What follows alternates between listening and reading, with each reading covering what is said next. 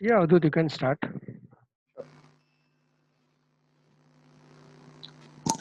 Very good evening, everybody.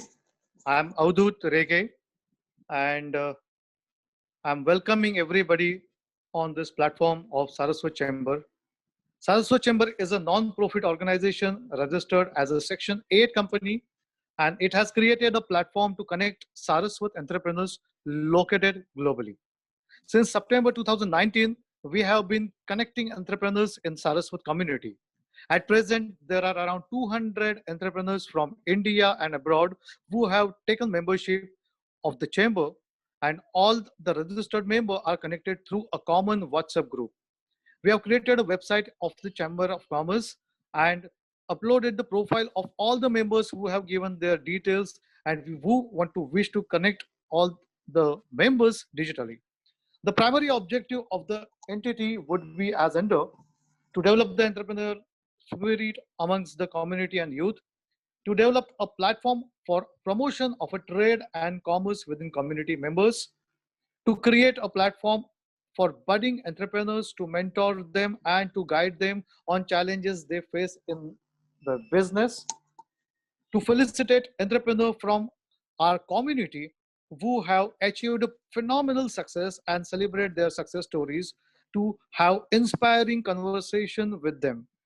Again, to create advisory board which will handle queries sent by entrepreneurs and to provide guidance, to organize events, to organize trade fairs, to create separate wing for women entrepreneurs and young entrepreneurs, and to create digital platform for the community members and to promote interaction on business topics on such platform.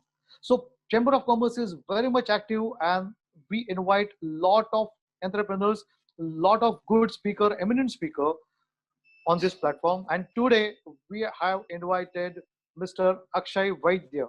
I'm going to introduce Akshay Vaidya, but before that, before starting the program, I would like to first do Saraswati Vandana. So Saraswati Vandana साठी सर्वांनी आपले हात जोडावे. या कुंदे मृदुषार हार धवला, या शुभ्रवस्त्रामृता, या वीणावरदण्डमण्डितकरा, या श्वेतपद्मासना, या ब्रह्माच्युतशङ्करप्रभृतिभिर्देवैः सदा वन्दिता, सा मां पातु Saraswati Bhagwati निःशेषजाड्यापहा, निःशेषजाड्यापहा.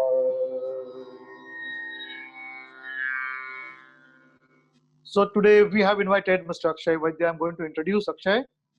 Akshay has around 15 years of experience working with giants like Amazon, Facebook.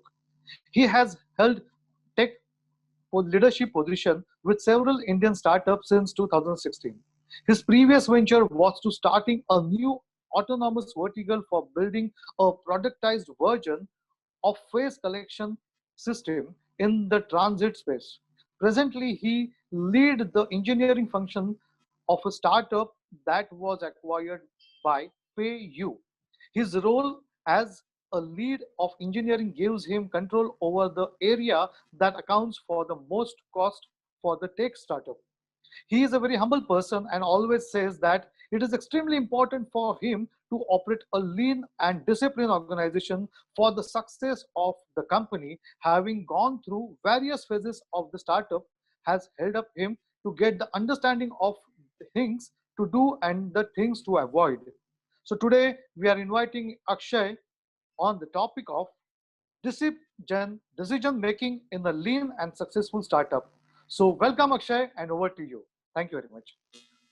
Thanks a lot, Avdut, for the kind words and for the introduction. So, namaste. I'll get started. Let me share my screen. So I'm gonna go over uh, essentially the whole topic of this talk is to help recommend or present decision making framework that I typically use in my day-to-day role. My role as an engineering head requires me to make frequent decisions and important decisions. But typically, there are so many of those that it's very hard to get enough time to be able to make them in a quote unquote thorough manner. So uh, I used to follow like a very detailed process. It was very painful for me as my work increased, but I was not scaling up. Uh, but fortunately, being in this ecosystem, there are a lot of concepts, there are a lot of smart people that you end up working with. And so you can learn constantly from them, which is what I did. And I have created some best practices that have worked for me and that have helped me scale my operations and activities. Uh, it does so primarily by eliminating the bad decisions that one would make, and and giving me a high confidence on the path that is chosen. Uh, so what I'm going to do in this talk is just share the process that I follow with you folks, with a hope that at least some of you can benefit from it. I am not claiming to be an expert in this area. I'm just sharing my limited experience. Uh, the topic is again decision making. My name is Akshay Vaidya. Let's get started. So uh, let's start with takeaways. What are you going to get out of this conversation? And there's not a big list of things that you're going to get. You're not going to get a lot of breadth, but you're going to get a lot of depth. Uh, you are going to learn a method for lean decision making.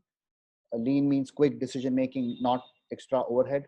Different startups use a variant or subset of the things that I will mention in my talk.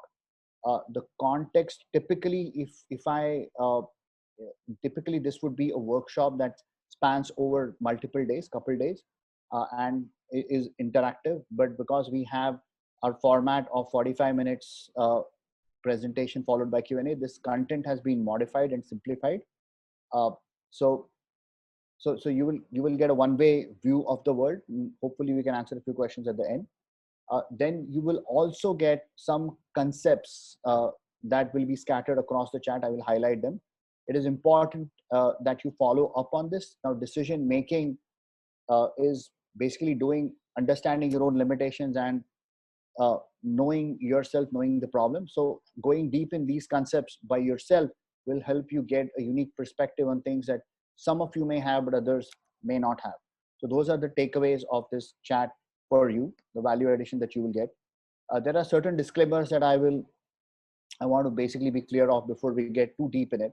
I am not an expert. I am not a consultant, a lifestyle coach. I'm just a regular individual like almost every one of you guys. I only live in outer space, as you can see from my background. I'm just I'm just a practitioner of this process, and I have successfully followed some variant of it for 4 years now. I have kind of perfected it for me. uh, I follow it not just for my decisions, but also when I vet other people's decisions in the organization to understand the pros and cons and whether how sound that decision is. I follow the same process. Another thing is I don't take credit for creating the process. I've just made a bunch. I picked up parts from people around me. I've added some of my steps, and I've made it my own. Right. So if you find this to be good use of your time, don't take it and apply it blindly. Just uh, personalize it in a way that makes sense to you. Maybe you take a few steps out, maybe you add a few steps, but I do recommend that you make it your own by customizing it, which is what I did. uh, Following any process does not guarantee success. There are a lot of different factors in making your decision a success. This only helps eliminate the uh, some of the bad decisions, but it doesn't guarantee success. The process is a few steps. So if we will repeat the steps a couple of times, it may sound really long, but in reality, it's like riding a cycle. If you list down the steps of riding a bicycle, the list will be long. But as you start following it, you don't really have to remember the line items. You just naturally get into the zone. uh, and also parts of the process you don't have to repeat over and over again. When you do it once, you get something, a picture in your mind, you can reuse it uh, again. And it's just as riding a cycle will take some practice. If you decide to adopt this and make your own, it will take some practice to get used to. Finally, the example that I'm going to use is a little contrived. I've simplified quite a bit of the example. It's just so I can fit it in the construct that we are going through. Real life examples are involved, but the same process does work. So what I'm going to do is I'm going to talk about a life cycle or two decisions that a founder would make. The profile of the founder is, the name is Mukund Vaidya, hypothetical. No real person exists. He's a computer science graduate, and he does software engineering. Age is around 27, and he lives around Pune.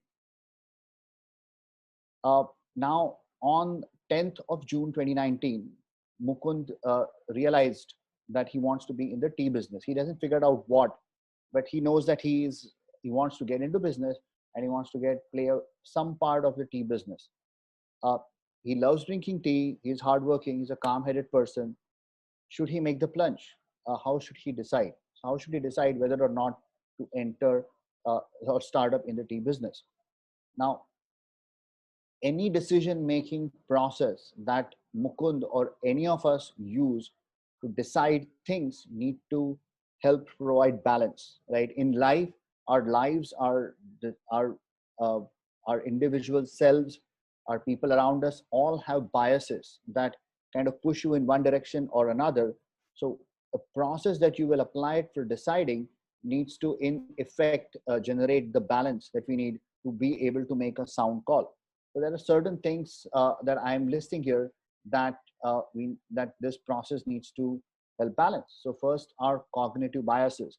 I recommend that once we're done with this talk, you just note this term and then read it up on Wikipedia or on Google, because cognitive biases are something that all of us have and we don't know them. Some examples of cognitive biases are an attention bias. For example, Mukund, while while going through the process of deciding whether or not to get into the tea business, might just selectively consider a small set of factors which have his attention. For example, if three people told him that there is a huge amount of pot to be made, that may influence his decision because he's giving attention to that, but not of the hardships that uh, people face. Confirmation bias, which is again a cognitive bias. Mukund may have like 10, 15 friends, uh, relatives, mentors, what have you, but only three of them would agree with him at all times. Mukund would basically discuss his plan with the three people who always agree with him, and hence would confirm his own decision. So you want something uh, that a process needs to balance this out. A salience bias. So Mukund may ignore certain facts that are important but not really striking. For example, the legal aspect of it, the food selling costs, the challenges around getting things done right on the ground. They may not be something that Mukund might incorporate in the decision making. Finally, another example of a bias. There's a lot of biases, but another example of a bias is survivorship bias.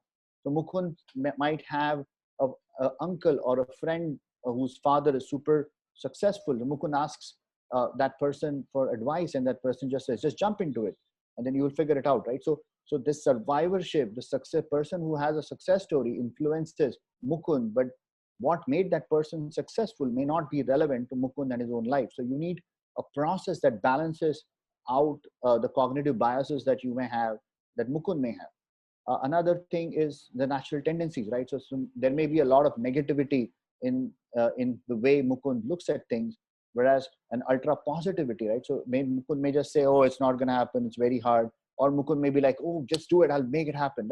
So again, I mean, positivity is a good thing. You just need something to balance out the extra positivity that helps us make wrong decisions. Financial conservative. If the business requires 10 rupees, it requires 10 rupees. You can't really get done with 2 rupees, or throwing 50 rupees is not going to change a thing. So whether you're financially conservative or aggressive, whether you do head first diving, just or do analysis paralysis, where you do analysis for years and years and years before making this minor thing, these natural tendencies that we do have need to be balanced against. Then there are overly rational and irrational behaviors. Most of these actions especially related to starting up, are not rational actions, right? So because again, I mean, you're always missing certain pieces of information that you will most likely get after you get into it. So at that point, there is no way you can make a rational decision. So you don't really need to be super rational or super irrational. A lot of your rational advisors will tell you not to venture. Your close ones will say, oh, do it. You're the best one, right? So how do you need to balance against it? Uh, so so so you make a knowledge-based decision. Also, there is a tendency that someone may have where you are uh, ahead of time planning for all possible scenarios. You're not going to be able to do that. It's just impossible for you. That's some of the thing I tried to do in my early days, and it just does not scale. You get super exhausted. And then when you actually make the plunge, the amount of decisions you need to make just explode, and then it doesn't scale. So you can't plan for all. You need to know and plan for enough, the relevant things. You also need to know what you do not know. For example, I know that I can make good tea, but I also know that I know nothing about legal. So knowing that I don't know anything about legal helps me, because I know that there is a cost involved, there is a conversation involved. So at least you need to know what you don't know. Uh, Next is uh, your strength and the market's needs. You may have the strength, but is the market willing to pay for it? Right? Are people interested in that strength? Like Mukund may make the best mango chai, but is the market ready for it? Maybe people are super excited about it. Maybe they're not. So whatever process you follow needs to balance against these and other factors. A decision making process does not get you to the right direction decision. There isn't a right decision, there are wrong ones. For example, if I want to get onto the terrace of my building, I can go up the stairs, I can go up the elevators. There are many different ways. I can even have stack up a bunch of ladders and go up there. Those are all okay, right decisions depending on the scenario. But if I decide to jump off a spaceship and without a parachute just try to uh, get to the terrace of my building, that probably is a wrong decision. So you're not going to be able to get to the right decision because one doesn't exist. There are a bunch of wrong ones that you need to prune out. Any process is limited for how well it's followed. Initially, when you're riding a bike, you're going to make mistakes. Same thing with the process. Over a period of time, when you make it your own, you're going to get better and better and better. And the final outcome is due to a bunch of factors that are in your control. Is like, how well are you executing? If you make the decision that you are confident about, you're going to execute better, and it increases your chances of success. But again, are you going to commit to it and continue to commit to it? That's the thing that is in your hands. Not all factors are visible when you make a decision. For example, COVID struck us in a way that none of us expected. So those uh, and again, I mean, what is the right decision? Anything that leads to a successful outcome. So you cannot guarantee a successful outcome, hence you cannot guarantee a right decision. It does not give you a detailed plan. This decision making is a lean exercise.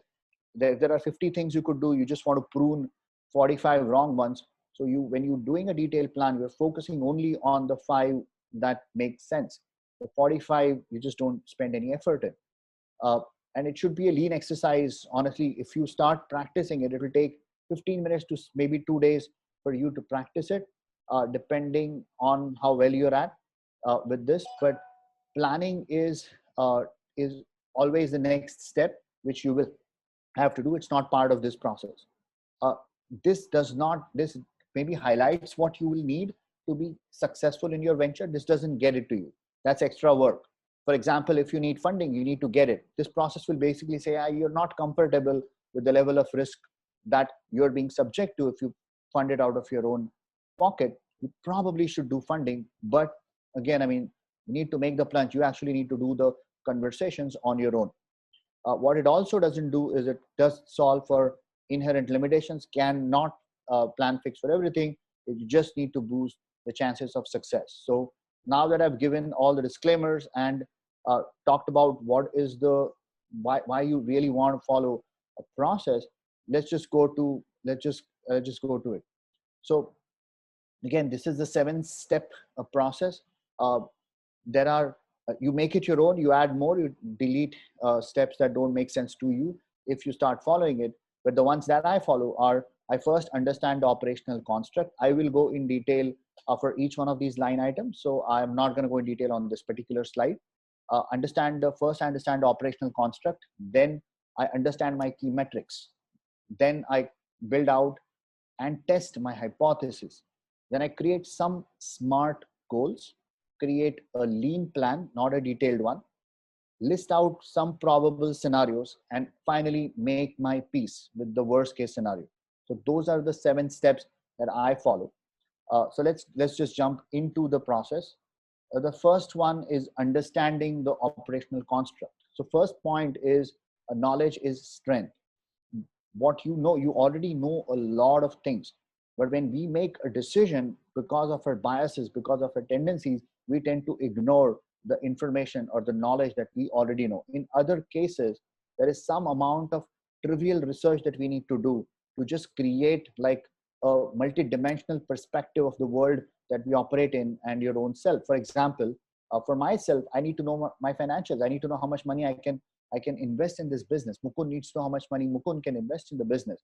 Mukund needs to know what is his responsibility. If Mukund has 10 kids that Mukund needs to pay for and just gets barely makes ends meet, then Mukund, like, I understand optimism, but then it's hard for him to be able to go through. Uh, Mukund needs to understand his strengths. Mukund needs to understand his weaknesses, his aspirations. What is Mukund trying to accomplish out of it? What motivates Mukund, right? So what basically, why does Mukund get up in the morning and say, I'm going to do it? And what are the things that motivate it? If you align the decision, the startup and the decisions with the motivations, chances of success increase. Team here does not necessarily mean people that he hire or people that work with him, but your family is your team, your mentors are your team, your investors are your team, your friends are your team. What are their purpose? What purpose do they create in your life? Are they loyal to you? Is there an alignment in with the venture, the thing that you're deciding about, and them?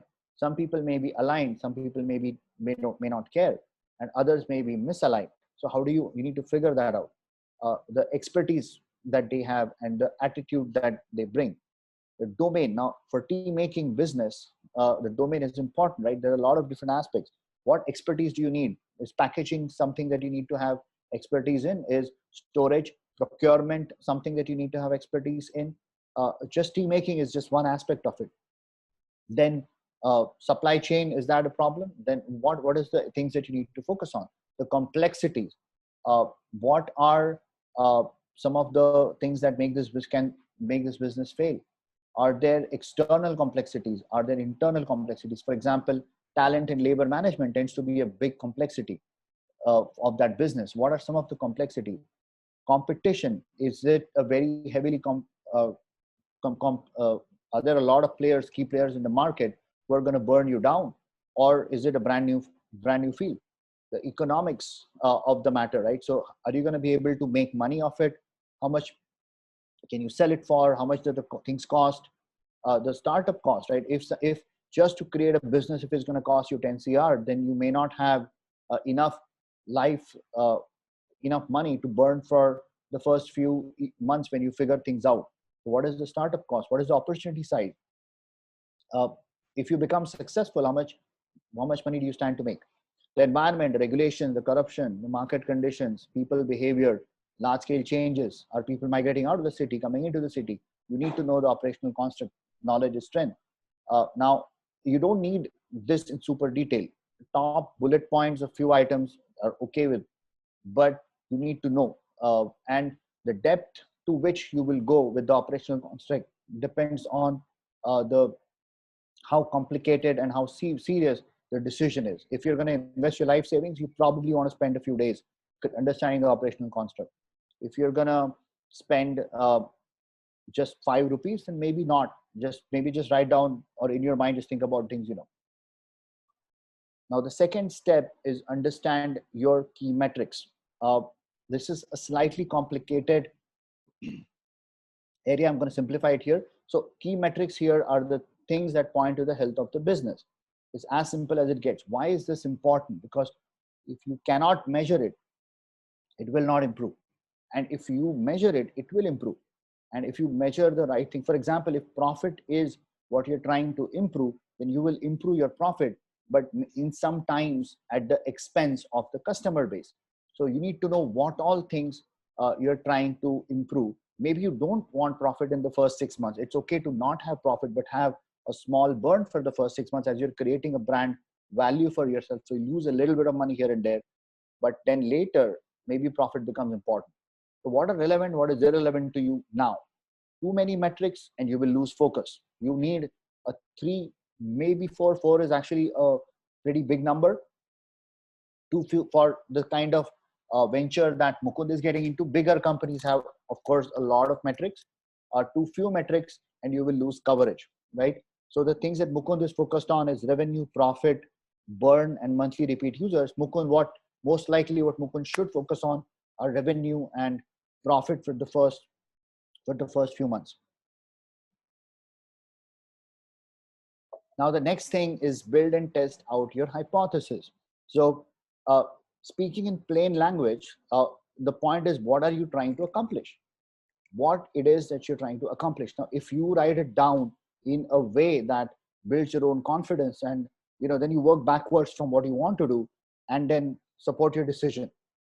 That's not the idea. The idea is that I understand that this is the area that you want to make a decision in, but let's start with the facts. So you build out a hypothesis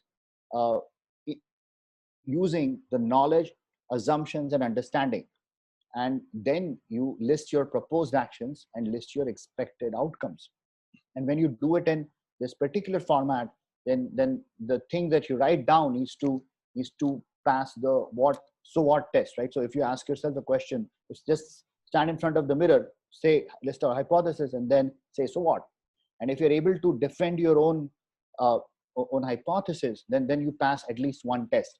An example hypothesis is stated here. The things that and again, the list this has been summarized. So the hypothesis actually will expand a little bit, but in summary, it's like, we believe that IT parks around Pune have a high population that love to consume tea. If we sell hygienic and good quality tea at 15 rupees per 100 ml, we expect high revenue. So the hypothesis, there will be a few of these hypotheses for Mukund's business around USP, unique selling proposition. What does Mukund have that others don't have? Market alignment, the location, the target customers, the competition, the novelty, marketing, and strategy. Now, that doesn't mean you're going to have 15 hypotheses. You're going to have a few, maybe 3-4 hypotheses of this format. The hypotheses are subjective. They are not objective. There isn't quantified data here. It's just exactly. So Mukund wants to venture the tea business. So there are certain thoughts in his mind. He's just writing it down here in a slightly structured format. And you write the hypothesis, but you also test it. How do you test this hypothesis that's written over here? Well, you visit a few places, visit a few IT parks, and ask folks questions about how much they're willing to spend on hygienic tea and what kind of flavors they like, right? So you then test your hypothesis. So if people are willing, so let's say Mukund thought that he could sell tea for 50 rupees per 100 ml, right? So, and then he goes on the field and then he realizes that people are not willing to pay that kind of money. Now he can start the business and fail, or he will realize that people are maybe willing to pay 15 rupees, right? And then he can work backwards his math and then say, oh, I can't do business with 15 rupees, or say, oh, this is the kind of business I'm running. So you test your hypothesis. Very important that you test every hypothesis and then move to the next step only after you test the hypothesis. There are proxies that work as well. So proxy, you don't actually have to talk and ask questions for people if you're not comfortable with it. You could just go to the place and see what are people doing. Are they drinking tea? Are they drinking coffee? Are the shops hygienic? What are people selling it for? So you get a sense of the information so you can test your hypothesis. Now the step after this is create some SMART goals. Now the hypothesis is a little bit subjective. SMART goals are, now you're going in something a little bit more specific. So SMART is specific, measurable, achievable, relevant, and time bound. Sounds scary, but it's absolutely not. Specific meaning something that is very specific. So it's not generic. So something you can measure. Measurable, again, it's because it's specific, you can measure it. Achievable means I'm not saying, I could say 50 CR, but that is not achievable. It has to be, the numbers have to be sensible. It has to be relevant to the things that you're trying to accomplish. And it also needs to be time bound. So it's not forever, right? An example here is monthly revenue of 5 lakhs by December 2019 for Mukund, or monthly profit by 1 lakh by December 2019. So now to come up with these numbers, you're going to do, Mukund will have to do back of the envelope calculation. It takes the envelope, starts doing some basic math. 5 lakh revenue, monthly revenue means daily sales of 1,100 at around 15 price point. With 2 stores, it means 550 per store per day. So it's ballpark sounds fine. And you need to make reasonable assumptions as necessary. Now, Mukund is not only going to sell tea, might sell other things as well. But you make an assumption that, okay, you're going to average sale price is going to be 15, 18, 20, some amount. That's reasonable. Don't say 200, that would be unreasonable. Now, goals need to be a bit of a stretch. So you can bring the best into yourself. Now, if the revenue number was 5 rupees, then Mukund has already accomplished it, right? So you have to be a little bit of a stretch, a little hard, but also achievable. So you don't let go just because you know you can't accomplish it. The goals are important because they help clarify the contour, excuse me, of the nature of the investment. A 5 lakh revenue versus a 50 lakh revenue are fundamentally different businesses. They're different, they need different investment, they need different aggressive growths. So it is very important to create the smart goals because you need to know what mark are you trying to hit, so you can work backward and then help decide whether it makes sense for you or not. Now, once you create the goals, what is the lean plan that helps you meet the goal? Once again, the plan that is listed on the screen is Mukund's plan. It's just a simple bullet point of things that Mukund thinks need to be done. This is maybe simpler than what Mukund should have, but it is representative, right? So he has a USP, which is hygienic, prompt, flavorful, investment of 10 to 15 to 20 lakhs, open a stand-up tea stall near TCS office in Injodi, Pune, then figure out there needs to be shade and sitting areas, figure out price point is 15 rupees, there's 3 flavors, target would be 300 customers for the first 3 months, and open new tea stalls basis the learning. So again, that is the lean plan. So Mukund, if he decides to venture here, will focus on this and these set of goals and this plan, execution of this plan. And so the chances of his success increase. The plan needs to be grounded in market research. It cannot just be an arbitrary set of things that he writes. The plan is primarily to understand the contour of the investment required for decision making. This is not an execution plan. This is the plan. What is the investment? Can I do it? For example, if the plan requires Mukund to go door to door and banging door and asking them to support, and maybe Mukund is not a people person, that plan is not going to work out for Mukund. So this plan basically is, if I want to come, or if the sale number was 50 lakhs, the investment would be 5 CR, not something that Mukund can afford. So you need to understand the contours of the investment just required for decision making. You need to understand and list your unique selling proposition. What do you offer that nobody else offers? You need to have back of the envelope calculation, and also follow the Pareto principle. Again, something I would recommend people to research on, the Pareto principle, and pick the most important items.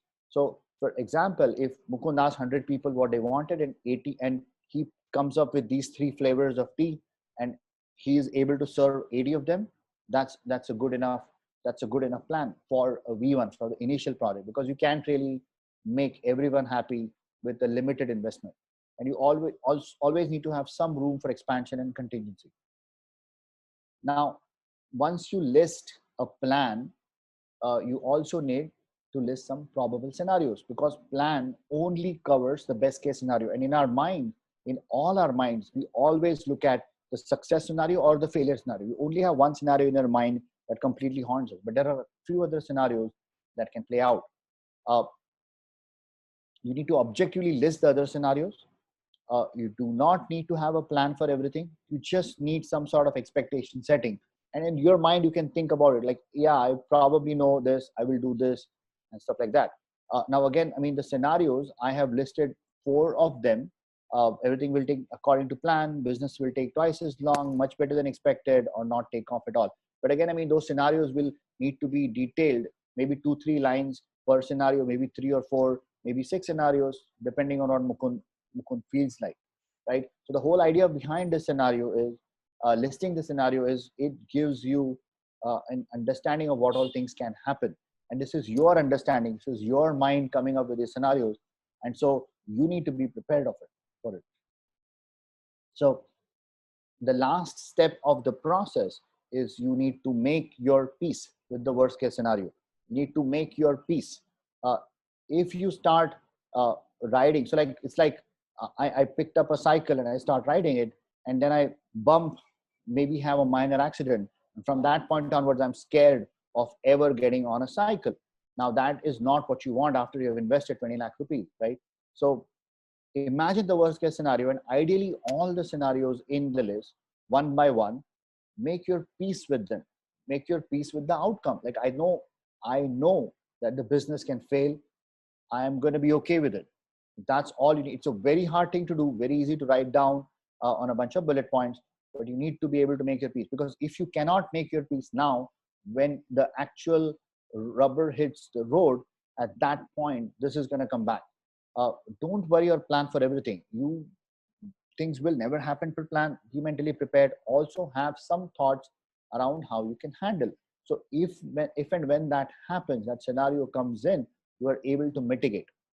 For example, if Mukund thinks of the worst case scenario, which he stands to lose 20 lakh rupees, then he may think about it and say, I'm maybe not comfortable with it. I maybe need funding. Or he may say, okay, if that happens, what I'm going to do is I'm going to talk to my uncle, and I'm going to maybe talk to him ahead of time, explain to him about the plan and get him excited. Maybe he'll be invested in funding and researching, funding me ahead of time or when I need money, right? So like a worst case scenario is Mukund stands to lose 20 lakhs. He needs to be prepared for it, because when he faces challenges, that's the question that'll pop up in his mind. And so, okay, so going back to the decision making process for Mukund's business, we understood the operational construct. To some extent, we did not list it in detail, but we understood what Mukund needs to do. We understood Mukund's key metrics are profit and revenue for now. We built some hypotheses, and hopefully Mukund tested them on the field. Mukund created some smart goals for himself. He created a lean plan. He listed some probable scenarios that can happen, and he made his peace with the scenario. Uh, Now, again, I mean, there is just one thing before we move on to the next process, to the next part of the talk. It is that there is no right call, right? So once Mukund makes a call, makes a decision, he needs to make the most out of it. So the decision is not a right decision where Mukund stands. The decision is the right decision that Mukund can implement successfully. So it is what Mukund makes of it. So he definitely needs to understand everything. And if Mukund and Akshay are two individuals and they create the exact same documentation, they may have different outcomes. They may have different decisions, because every person makes their own call using the BOW process. Akshay may not be able to make peace with losing 20 lakhs, and Akshay may say, oh, this is not for me, I'm not going to do it.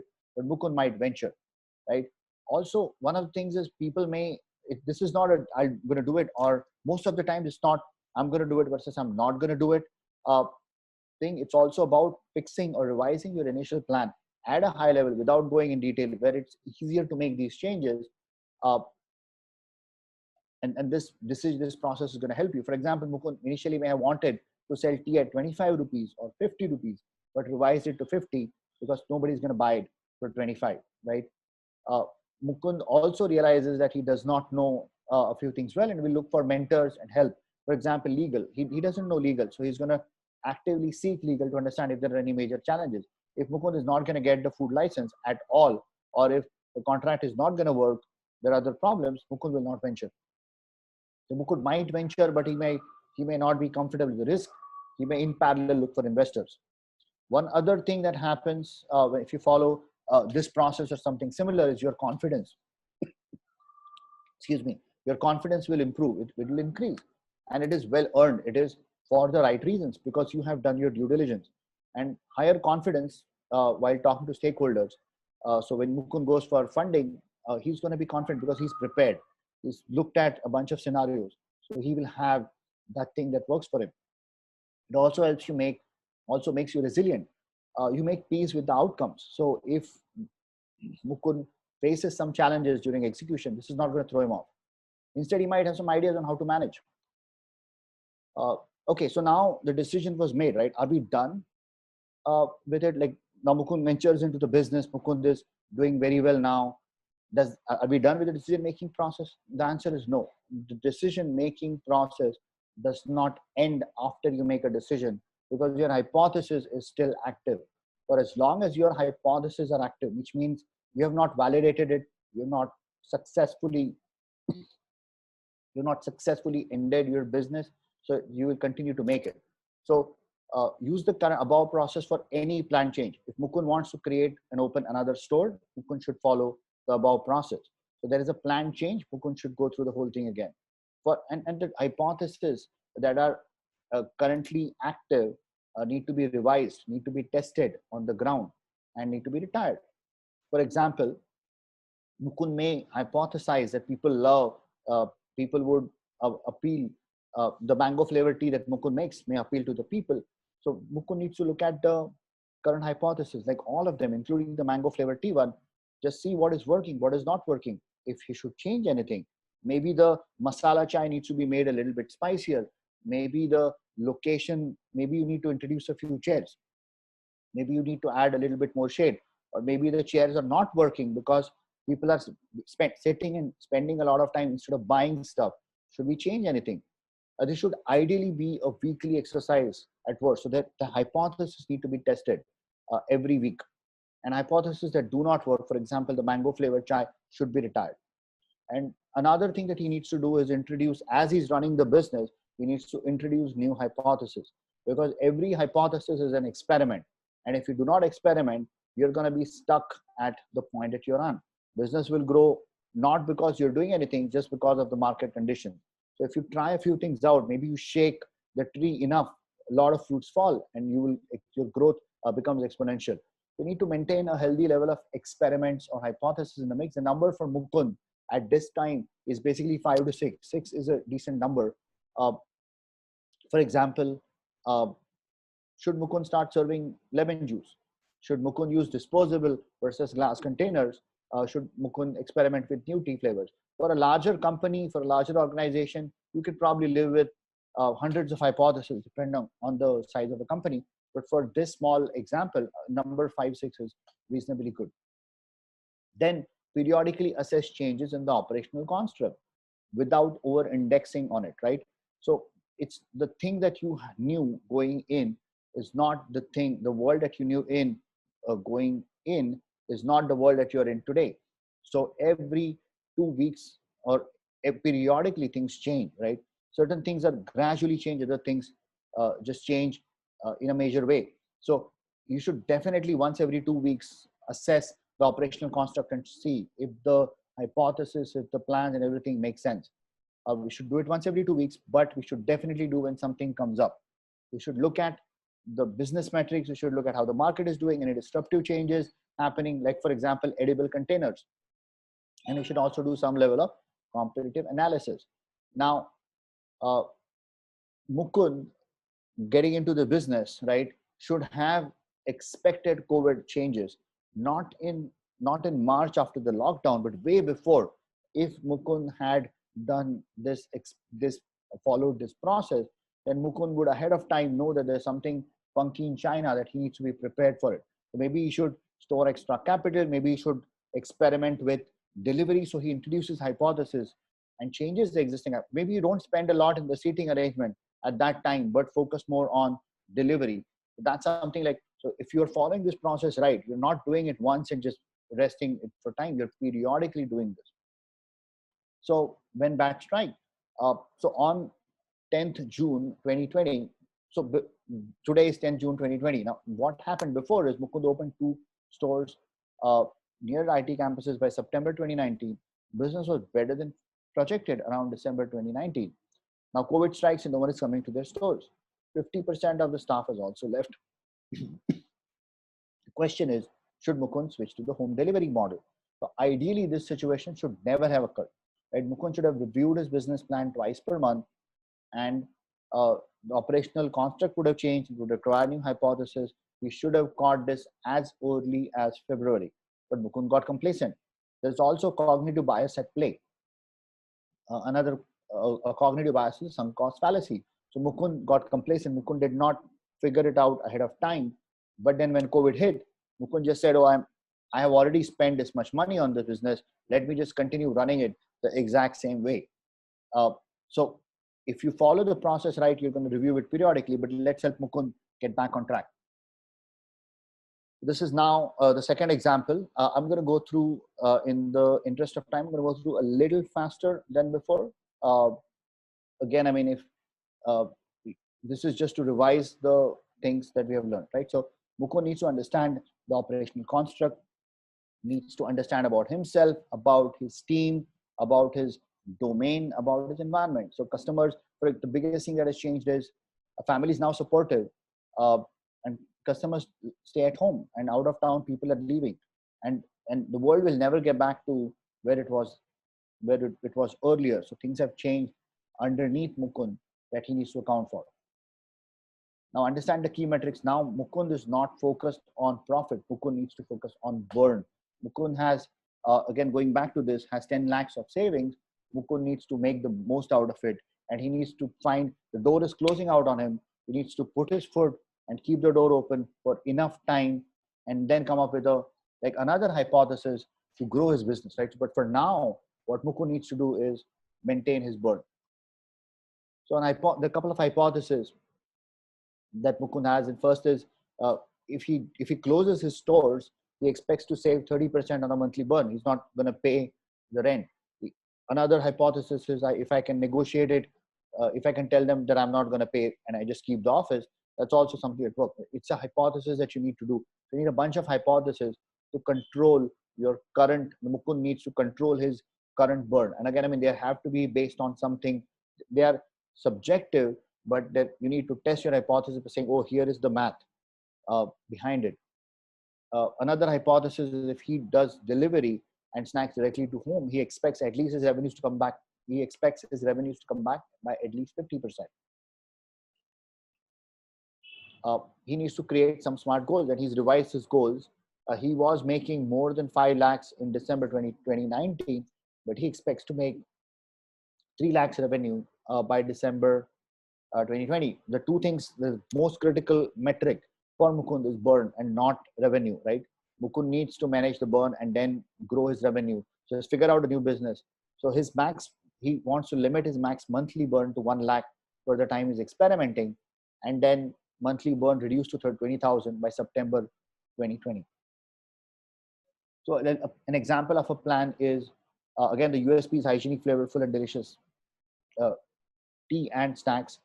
Some of the things that he may think of is, he needs to tie up with food delivery services for now, because the unit costs for delivery does not work for tea, at least not in the beginning for Mukund, because he's going to buy, the setup costs are too high, right? At scale, yes, it works, but not for the kind of scale that Mukund is expecting.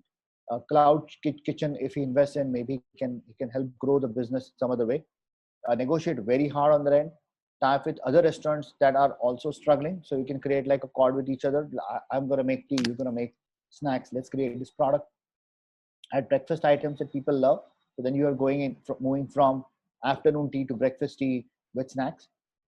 Research a cost-effective packaging solution and provide discounts for the first 3 months where the burn may be a little higher, but you basically, that's your marketing budget. Now, again, I mean, the probable scenarios are exactly the same.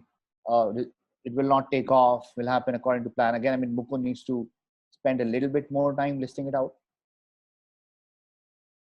He definitely needs to make peace with the worst case scenario. The worst case scenario is 10 lakhs are gone, right? But there are other scenarios as well. Mukund needs to make peace with this. So he follows this process, and he does venture into this. He decides to go in the delivery space because, again, not because of sunk cost fallacy. He's not saying, "Oh, I've already invested in it, I'll continue to invest." He's now sharp. He's like, "I am going to manage my burn, and then I'm going to make myself profitable, most likely by selling snacks, and then I'm going to leverage my brand that I've created." And I think Mukund has made a good decision. So now, again, I mean, we went through a few areas. I started by saying that I follow it. I've learned it over time the hard way. And then I gave you a couple examples of a startup founder, a hypothetical founder, going through his journey and using it in a couple of scenarios. But when I said that I use it, I don't just necessarily use it for work. This process can be used anywhere and everywhere for any major decision. An example of where I'm using it today, and I will use it uh, when I buy a house, is buy versus rent, the decision. It's the key metrics that I use are affordability, family sentiment. Uh, Everyone wants a house, but do they want a house in this location? Do they want a house in that? A house in city A is not the same as a house in city B. The commute time for adult, the commute time for kids, and maybe test your hypothesis. If you zero into a particular location, maybe test your hypothesis by going in that building, talking to your neighbors, and maybe staying near the community for a week, right? So you actually understand what the commute time looks like. Like, so on a map, things look different, but when you're on the ground, they are different. When you're spending 4 crore, 3 crore, 2 crores in buying a house, you want to test your hypothesis. Another example of uh, where I tried out now, and where you can do too, is you have 3 school options for your kids. Which one should you choose, right? So one is super expensive school, budget school, and economical school, right? So super expensive does not necessarily, so everyone will immediately say super expensive, or someone will say super cheap, because based on your preference. But again, I mean, you need to balance these individual things out. Expensive school does not necessarily mean expensive facilities, does not imply successful students. So you need to balance out the halo effect of cognitive bias.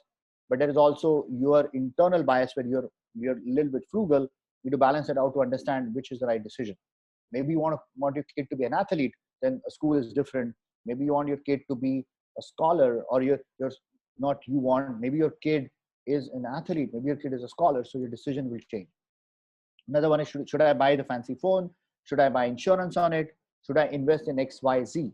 So in investment, people typically follow a bandwagon effect, where just because a bunch of people are going in one direction, uh, people follow that. For example, in the investment shows, say this stock is going up, everyone invests in that stock and the stock goes up, right? So that you need to balance against the bandwagon effect. Should you give up a drinking tea, for example? I did this, and addiction is hard to get rid of, so you have to, like for me, I mean, I had to do the make a decision, because these are hard decisions. Okay, so I am done with my talk. I'm sorry I may have taken a bit more time than expected. Namaste, thanks a lot for having me. If there are any questions, I'm glad to take around 10-15 minutes of questions. And before I hand it over to Avdut, uh, I just want you guys to know that Mukund is doing fine. It's a hypothetical example. He's doing fine. He's in good hands. He will make the right decisions and be successful. Thanks a lot, guys.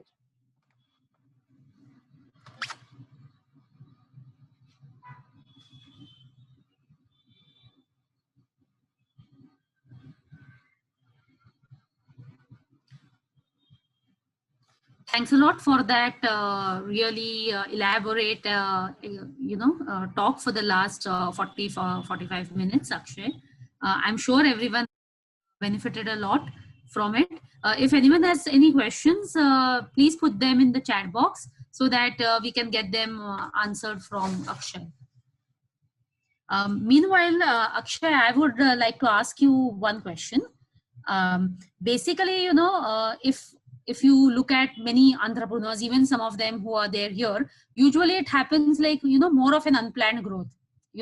Like you start off with one thing, you get a big order, you start venturing into there. Like for example, Mukul may have opened a tea shop. Suddenly Infosys tells him that, why don't you give us 100 teacups every at 4 things. So he suddenly gets a corporate order, he starts giving that, then he's, so basically in such a case, when you are at a stage where you have now fragmented kind of business lines, how do you think a startup should then try and apply this lean decision making process midway?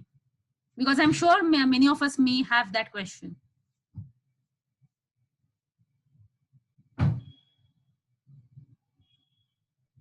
Yeah, you need to unmute Sandeep.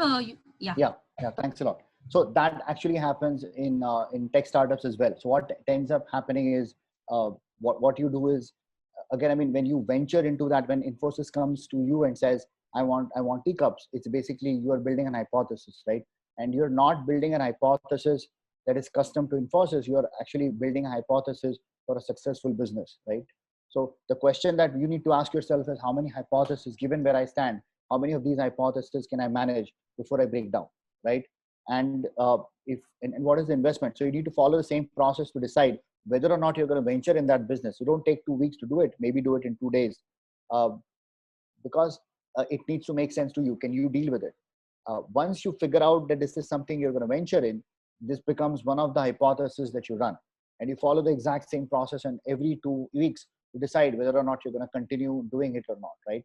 So uh, the whole point of running a business is not about, like, the whole point of running a business is making decisions. And hopefully you have a counterpart that is good in operations and execution. And if you don't, then your life is a little bit hard. But, like, please do find that person who is in the operation execution, but decisioning is the most important part. So you need to look at the data and say, does this make sense where I stand? Does this make sense going forward? And more importantly, am I comfortable doing this side business, right? Is it basically taking me, life is not a zero sum game. There is a little bit source of growth, but at the end your funds are limited, right? If you're investing in one, you're not investing in another. So Right. that you would follow the same process. But that's a very good question, and it's relevant for all companies, including tech startups. Okay, thanks. Another question we have here is that you mentioned about the potato principle, in the passing. So could you just elaborate it a bit?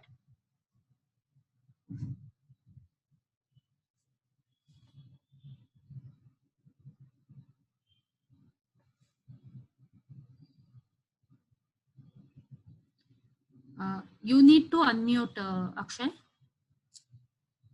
Yeah, sorry, I have this habit of muting myself after I'm done, because in the larger meetings, you have a lot of background noise. Yes. Yeah, so are we talking about the hot potato principle, when Yes. people don't take responsibility? So I didn't cover that, but I'll talk about it. The hot potato is where there is something that nobody wants to own, and this typically happens in companies that are where the organizations are not aligned, right? So where there are a bunch of different players, and if everyone knows what they're going to do, there is no hot potato, right? But the problem with doing that is, if you have a clear ownership, then there is no overlap, then there are gaps, right? So somebody has to fill in the gaps. So hot potato is inevitable. It's basically and in certain situation it does happen. And I think it's basically a cultural aspect, is how do you manage it on runtime, and how do you create expectations around who owns what. And it's happened a few times, like with tech companies. Typically, you say product owns it, tech owns it, and stuff like that, right? So and sometimes that is a healthy conversation. Other times it's not a healthy conversation. It's a finger pointing exercise. You need to be able to understand where which it is at that time.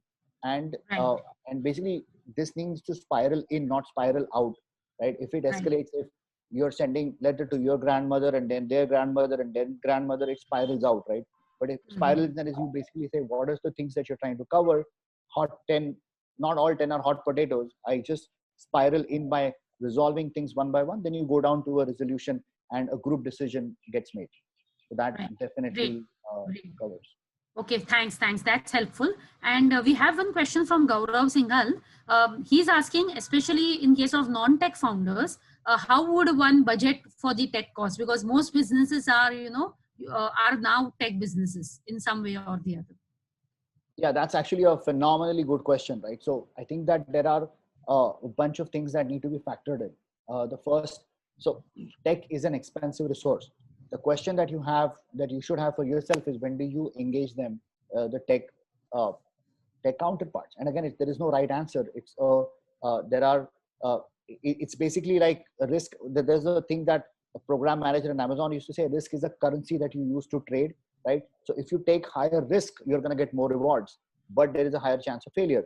So the two options that you have is, A, you get a senior tech person on board as a mentor, or as a advisor, or as an employee, right? And that person generally will have a limited role for the initial phases, and then that person helps set expectations, right? The problem there is, you will have to give them equity, or you will bleed a little bit more in cash for getting that person on board. So that's one side of the spectrum. The other side of the spectrum is you create a crude tech solution without including the tech person when you start your company, and then build it up and make it a little bit more successful, increase the capitalization a bit, increase the valuation a bit, and then bring the tech, a senior tech partner. And I mean, if your company is a tech company, tech at the core, you definitely need a senior tech partner. You bring them at a later end, and now at that point, you can make a win-win out of it, where you don't have to lose a lot of your equity, but you're able to satisfy the other person. My recommendation is you need to ask yourself is how critical is tech in the business that you're running. If it's a peripheral, if it's peripheral to your business, then follow the latter. But if it is core to your business, then you definitely need to engage someone earlier rather than later, because it also helps you from a funding perspective when you go out and go for funding. Because if tech is core, you're not going to be able, I mean, most people are not going to be able to fund it on their own. It's a very high risk proposition. So tech is a super expensive resource.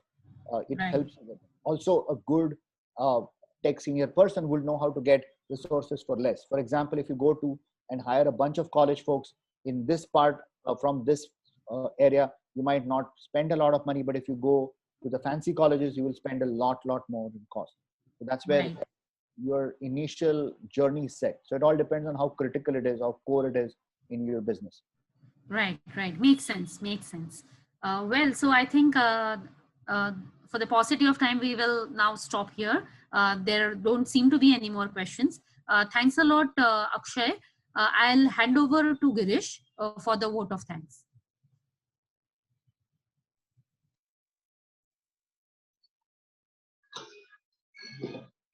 Am I audible?